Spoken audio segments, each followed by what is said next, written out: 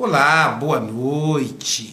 Estamos aqui em mais um Você no Divã, em um horário especial. E eu recebi uma pergunta de uma pessoa muito querida que vai se tornar pai. E eu resolvi fazer uma análise da função do pai, mas uma análise na função do pai na visão da psicanálise. Eu vou fazer uma outra live falando da função da mãe. Hoje eu vou falar da função do pai. Claro que eu vou ter que diferenciar, né? Mas hoje eu vou falar da função do pai de acordo com a psicanálise.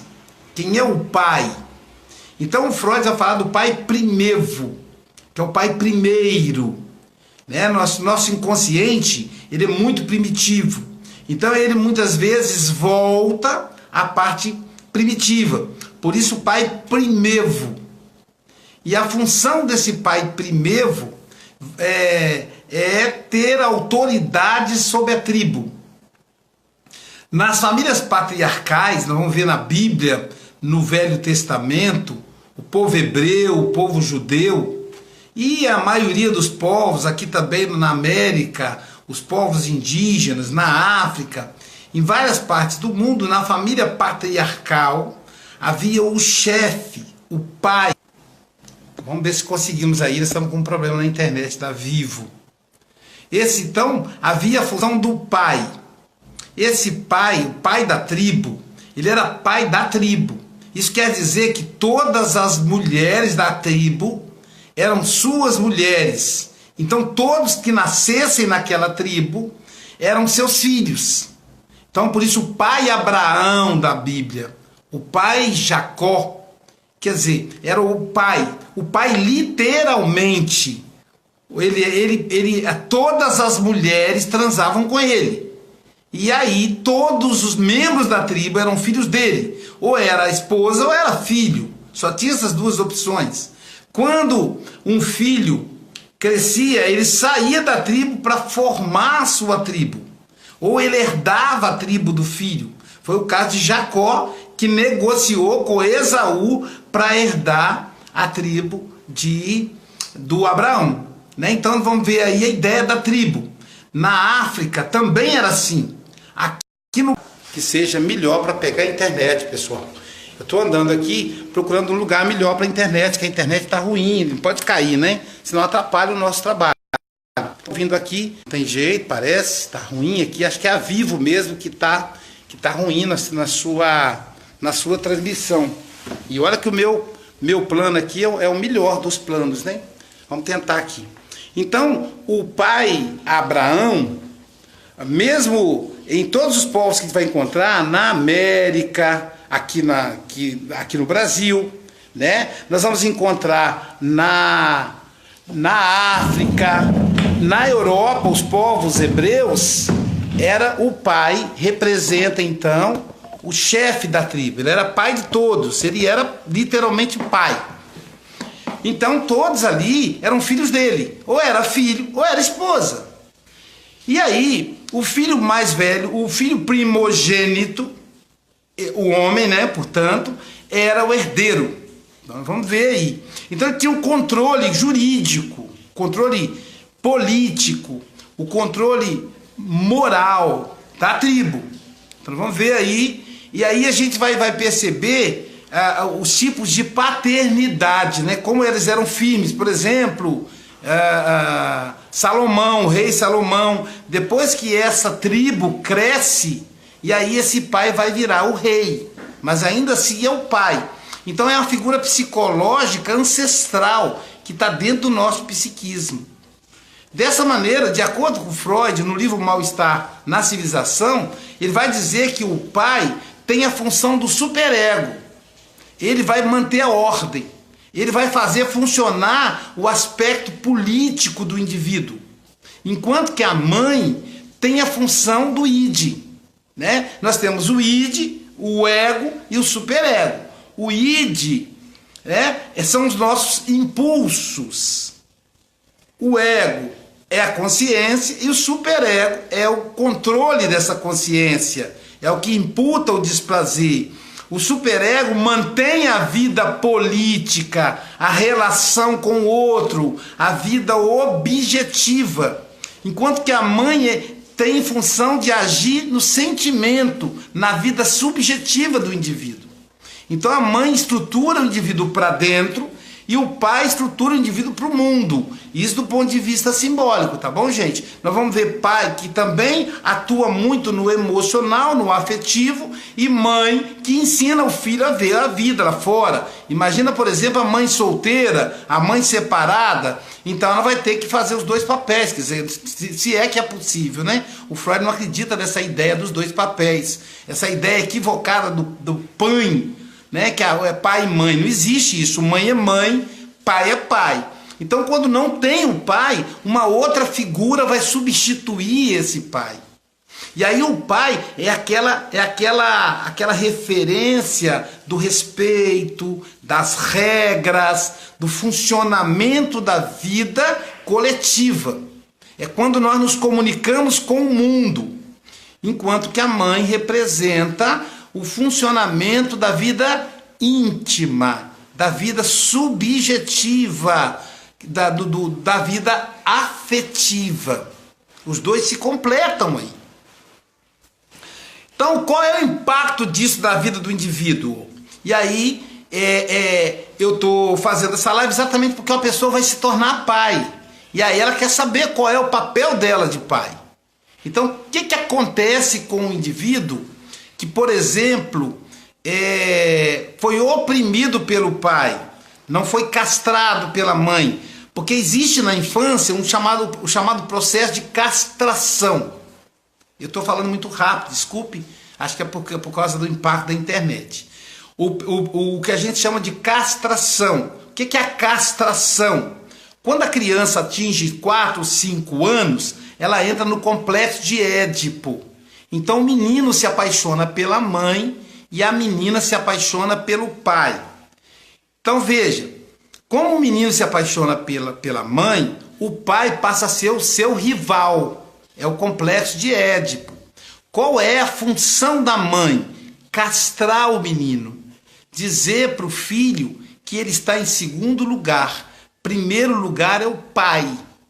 Primeiro lugar é o pai. É a castração. Ela restabelece a ordem. Então é como se dissesse assim, ó, quem manda aqui no galinheiro é o galo. Quem manda aqui no quintal, na matilha, é o macho alfa. Então o pai é uma espécie de macho alfa, ele é que comanda, e o filho precisa ter essa noção de comando. O que acontece? Muitas das vezes a mãe, de maneira equivocada, dá uma autoridade ao filho que ele não pode ter. E aí aumenta a rivalidade entre pai e filho, a ponto de chegar o filho brigar com o pai, filho matar o pai, né? O patricídio que a gente chama, que é exatamente dessa rivalidade. O filho acha que ele tem direito sobre o patrimônio do pai antes que o pai morra. Isso é uma construção psicológica do conflito de Édipo. Isso quando a mãe não castra. E aí esse filho que não obedece o pai, que cresce caprichoso, ele vai crescer com dificuldade de ouvir não. Então ele vai achar que o mundo deve servi-lo, porque ele é o pai, ele assume o lugar do pai, ele usurpa o lugar do pai, ele pega o cajado do pai. E a partir daí, então, ele deve ser obedecido na cabeça dele. Só que não é bem assim. O que ocorre? No trabalho ele vai receber não, na escola ele vai receber não, na rua a polícia vai dizer não para ele. E se ele não foi castrado pela mãe, no caso do menino, a menina é o pai que tem que castrar, se ele não foi castrado pela mãe, então ele vai ter dificuldade com a autoridade, ele vai ter dificuldade em receber ordens, ele não vai parar em trabalho nenhum, porque ele vai achar que todo gerente está implicando com ele. E todo mundo, para ser gerente, um dia tem que ser subordinado. Há momentos que a gente tem que obedecer e há momentos que a gente vai ser obedecido, mas para a gente ser obedecido, a gente tem que aprender a obedecer. Então esse filho que não conseguiu lidar com o pai, ele vai ter dificuldade com a autoridade. Ele vai desafiar a autoridade. Então ele vai ser uma pessoa insubordinada. Ele vai ter dificuldade em trabalhar em coletivo. Né? Por quê? Porque cada gerente que ele encontra, ele faz a transferência e imagina que o gerente, psiquicamente, ele entende que o gerente é o pai. Então ele vai desafiar aquele gerente. Ele vai desafiar o patrão. E aí o patrão o que vai fazer? Vai demiti-lo. Então ele não vai ter condição de desenvolver no trabalho. Ele vai trabalhar por conta própria, mas ele vai ter dificuldade de gerenciar o tempo dele. Por quê? Porque ele tem que ter uma... Quem vai gerenciar o tempo dele é o pai, que mesmo ausente é presente. Então o pai tem essa função. Apesar de toda a modernidade, o nosso psiquismo ainda é primitivo. Então a gente ainda busca o pai para nos aconselhar na hora de comprar um automóvel, para nos ajudar a entender a escolha da profissão. Então a gente quer que o pai diga sim ou não, né? E mesmo que seja um pai semi-analfabeto, mesmo que seja um pai velhinho, a gente vai querer que ele diga sim ou não, porque é a relação primitiva que se construiu na civilização. O mal-estar na civilização, esse é um mal-estar, é um dos mal-estar que o Freud apresenta. Então nós vamos ter essa dificuldade aí. Então o homem que tem dificuldade com relação à autoridade é porque ele tem uma dificuldade com o pai. Por outro lado, um homem que o pai castra demais, que o pai maltrata, que o pai humilha, ele vai ser um homem sem falo, que a gente chama, né? Um homem sem autoridade. Então ele vai ser inseguro na hora de tomar decisões. Ele vai ter dificuldade de comandar a família dele. Então ele não vai conseguir herdar do pai o cajado. Porque o filho um dia se torna pai. Então é importante. Qual é o papel do pai? O papel do pai é dar bronca e ao mesmo tempo autorizar. Né? Ele diz não pode, isso pode, deve, faça. Ele comanda o filho. E com essa ideia, ande até ali, vá devagar. Estude para a prova. Essa é a ordem do pai que vai dando. O filho vai trazendo isso para dentro. E ele, bem estimulado, lá na frente, quando ele se tornar pai, ele tende a repetir o que ele recebeu. E o que acaba sendo um problema. Porque, por exemplo, o pai que bate, o pai que espanca o filho, tende a formar filho que vai espancar os seus filhos depois, que vai espancar a sua esposa depois. Contam que Hitler, não sei se é lenda isso, mas contam que Hitler chegava perto dos seus generais e dizia, e fazia assim, olhava para o general quando via ele já falava, Heil Hitler, tipo assim, meu pai. E aí o Hitler chegava perto do general e dava um bufetão na cara dele. Pá, isso é porque eu te amo, isso é porque eu quero você na minha frente de trabalho. E aí o general tomava aquela bofetada como um elogio, quer dizer, a autoridade do Hitler como pai. E aí esse general faria de tudo pelo Hitler. E aí o general, quando chegava em casa, ele fazia a mesma coisa com o filho, com a esposa. Batia no filho, batia na esposa em nome do amor. Então a gente reproduz a ideia paterna. E eu não me lembro... Eu acho que uma vez só que meu pai tentou me dar uma surra, mas não deu certo. De maneira que eu eduquei 5 filhos sem bater em nenhum. E aí, às vezes, eu me pergunto, né? Como é que esses filhos vão estar imbuídos de autoridade? E aí o meu filho estava dizendo, pai, o senhor não bate fisicamente, mas o senhor bate com ordem. O senhor fala, olha, a responsabilidade é sua, vá, se vira, agora é com você. Então você estimula o desenvolvimento da paternidade. Você entrega o bastão para a gente conduzir. E o pai deve treinar o filho entregando o bastão de vez em quando. Olha, eu quero que você faça isso, está na sua responsabilidade. Depois você me presta conta. Então passa o bastão para ele, passa o fálon para ele, passa o cajado para ele e depois ele vai prestar conta ao pai. E todo filho quer saber, quer a aprovação do pai. Agora tem um efeito colateral. Quando a gente se decepciona com o pai, digamos, o pai abandona, por exemplo, né? A mãe cria sozinha porque o pai abandonou o filho. Ou pelo menos ele interpreta que abandonou. Porque muitas vezes da separação, o marido separa da mulher, ele não separa dos filhos. E aí a mulher, muitas vezes, a mãe, ela enche a cabeça do filho, não sabendo ela que com isso ela destrói a estrutura psíquica do próprio filho. Né? Então, você não pode tirar a autoridade do pai da criança, mesmo que ele seja um cafajeste, mesmo que ele não mereça, mas você tem que deixar, porque quem tem que construir uma imagem do pai tem que ser ele. A sua construção de imagem é uma construção comprometida, é uma construção suspeita, porque tem muita mágoa no coração, tem muito ódio ali rondando. Então o filho não pode participar disso, ele não pode herdar isso. Isso é uma história do casal. O próprio filho vai construir. Mas quando o filho interpreta, ou a filha, que o pai abandonou, aí cria um problema, inclusive, religioso. Porque a nossa relação com Deus é uma relação paternal. Deus é um pai primeiro para nós cristãos. Né? Mesmo para quem também é judeu, né? Tem essa ideia para quem é islâmico. Então Deus, nós vamos ver o apóstolo João dizendo Deus é amor, mas não quer dizer nada. Agora, quando Jesus diz Deus é Pai, olha como ele aproxima, Pai nosso que está no céu, Pai nosso. O próprio Jesus se submete à ordem do Pai.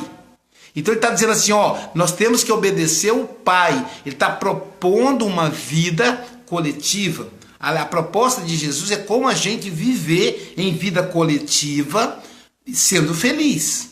E, portanto, aí então a importância da autoridade paterna. É o Pai nosso que estás no céu. Então, quando eu tenho dificuldade em lidar com o Pai físico, eu vou ter dificuldade em lidar com Deus, que é um Pai maior.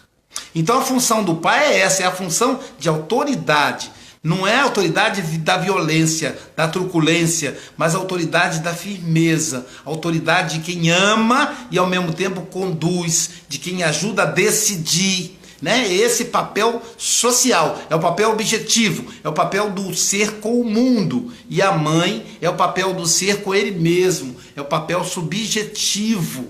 É essa visão da psicanálise, do pai e da mãe. A gente vai discutir isso com um grupo de mulheres vítimas de abuso no próximo sábado, e aí eu resolvi fazer esse ensaio com vocês, né? Eu vou discutir com muito mais profundidade, elas vão perguntar, etc. Né? Então é um projeto da Universidade Federal do Espírito Santo, vou estar lá, né, participando, mas é só para a gente aí, a ideia do Você no Divã é democratizar, né, o acesso à psicanálise. Por isso eu trago para vocês aí esse diálogo sobre o que é o pai. Posteriormente vamos trazer também sobre o que é a mãe. E estou também aberto a perguntas. Né? Eu fiz essa abordagem rápida, mas cada um sabe o que pensa. Né? Alguma pergunta com relação ao próprio pai. Vamos ver aqui quem está participando da live. Se houver alguma pergunta, a gente vai responder aí ao vivo. Tem muita gente, tem muita gente. Nossa, Vera Menezes, vou dar um aceno para ela, viu, Vera? Osana Gomes Batista, que legal. Graça Batista, a Vera Menezes está dizendo olá, olá, Vera. Diego Mendes Tâmbara, estou dando um acenando para ele aí. Tânia Rezende, o meu amigo Enio Mendes, lá de Zurique, na Suíça. Enio, desculpa aí, pessoal, mais uma vez aí a internet, né?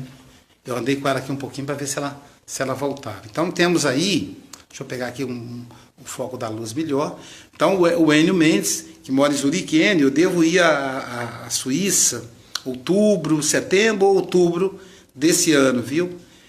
Andréia Rangel, eu te aviso na época, assim que eu comprar a passagem, eu te aviso, eu estou pechinchando passagem aqui. Adriana Cavalcante, de Recife, né, Pernambuco. A Renata Gomes Araújo, olha quanta gente. Guaraciara, Roma.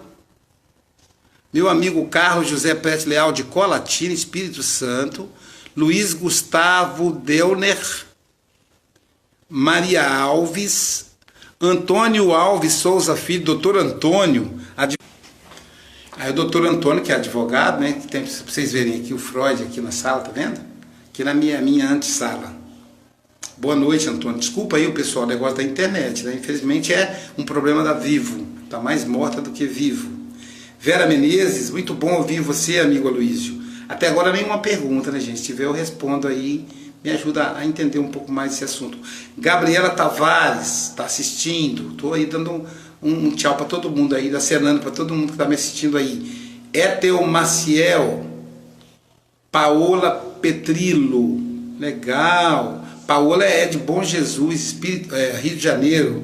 Maria Júlia Torres Pina, legal. Marcão Moreira, lá de Santos Dumont, Minas Gerais. Meu amigo Marcão, saudade de você, cara.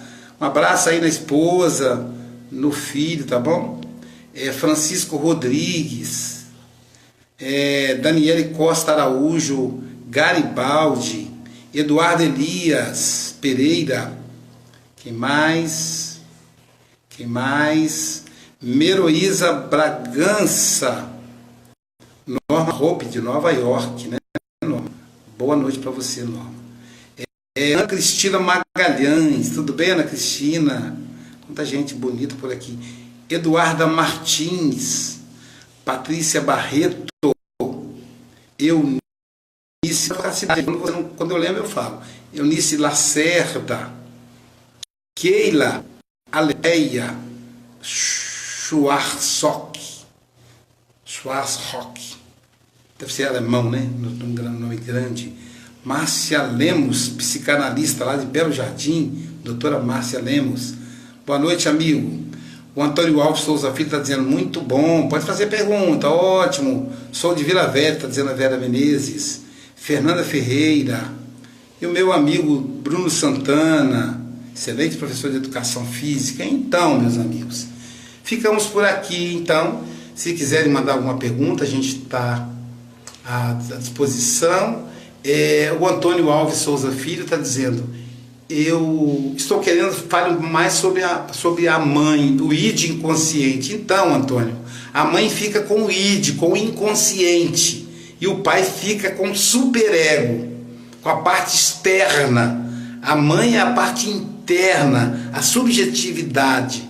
O pai é a parte externa, é o mundo objetivo, é o mundo social, é o mundo político, né? Tem a ver com o pai. Pode ver que a maioria, no meio político, a maioria são homens, não é por acaso, né? É claro que aos poucos a mulher vai ocupando esse mundo externo, e aí alguns homens vão ocupando o mundo interno, mas a base é a mulher interna e o homem externo. Então o id, o inconsciente, né? A mulher trabalha o id inconsciente. Vamos ter um tempão para falar sobre a mãe. A próxima live eu vou falar sobre a mãe. Não dá tempo de falar nessa.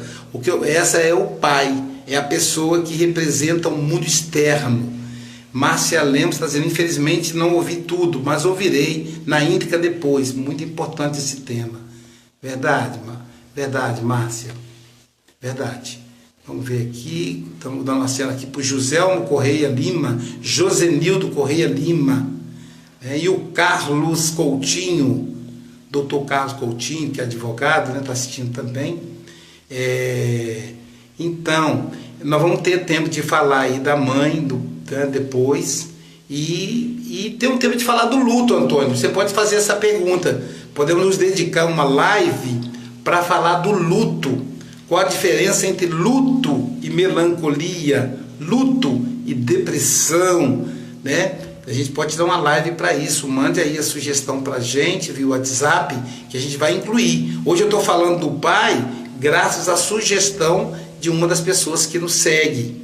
Eu quero lembrar, se você não é meu seguidor, meu amigo, se você não tem amizade comigo, é só seguidor, eu abri um novo perfil agora, Aloísio Silva, psicanalista SBP, porque o limite do perfil, gente, é 5.000, né? Como eu já atingi 5.000, dos 2 perfis que eu tenho, já abri agora o terceiro. Então tem o Aloísio Silva, psicanalista, que é esse que eu estou falando com vocês, o Aloísio Silva, palestrante, psicanalista, e agora, recentemente, o Aloísio Silva, psicanalista SBP, que é mais um perfil para poder todo mundo poder participar aí. O que tem em um tem no outro, eu compartilho nas 3 vertentes. Eu quero que vocês também podem ter a opção de assistir todas as minhas lives de psicanálise. É só você entrar no Play Store, digitar a palavra psicanálise, vai aparecer a minha foto com a SBP e você clica e lá está todos os vídeos para você poder assistir tranquilamente no conforto do seu celular, tá bom? Nos vemos então na próxima terça-feira. Terça-feira à noite, às 18h30, eu vou receber uma comenda, serei comendador da paz na Assembleia Legislativa, às 18h30. Se você mora em Vitória ou mora perto, você está convidado a comparecer no auditório da Assembleia, onde eu vou ser homenageado, recebendo aí a comenda da paz, serei comendador da paz. Isso é resultado de 30 anos de trabalho no espalhamento da paz em vários estados do Brasil e nos países da Europa e nos Estados Unidos, tá bom? Então tenha uma excelente noite e um ótimo fim de semana. E deixa aí seu comentário, curte, pode compartilhar, se quiser baixar para transmitir pelo YouTube, fica à vontade, tá? Compartilha para nós aí, dá um like, vamos ajudar a espalhar a paz, já que agora serei comendador da paz. Agora não, né? Na terça-feira, às 18h30, na Assembleia Legislativa do Estado do Espírito Santo. Um grande abraço a todos e a todas. Muita paz.